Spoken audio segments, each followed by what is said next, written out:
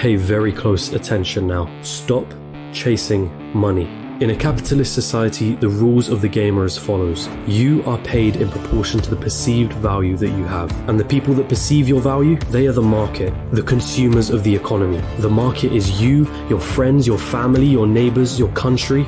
People complain that football players are overpaid, but for players to be paid millions, there has to be a market for the football industry in the first place. People have to see the value in football in the first place for them to want to spend money on matches and merchandise. And if the market has a high demand for football, guess what happens to the players who are at the top of their game? They are paid generously for it. It's not about how hard you work.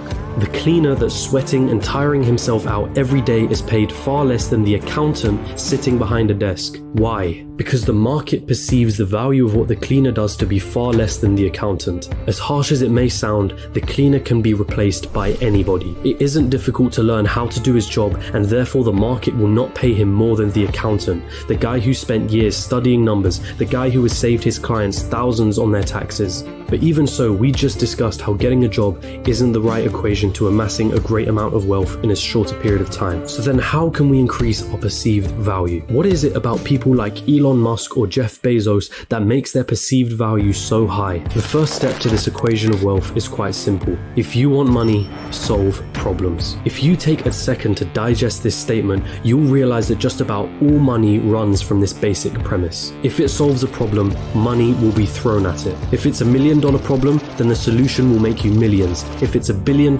problem, then the solution will make you billions. Think about all the problems that a site like Amazon solves. The hassle of going to a store, the hassle of having to wait weeks for a delivery, cheaper prices, and so on. Not to mention all the other companies that Amazon owns and the problems that those companies solve. Jeff Bezos helped solve $1 billion problem and was rewarded favorably for doing so. I see what you did. If you've been chasing money, then you've been doing it all wrong. It sounds almost paradoxical, but if you want money, it isn't money that you should be looking for. You should be looking for problems, and more importantly, solutions to those problems. And once you've found that solution, make a business around it.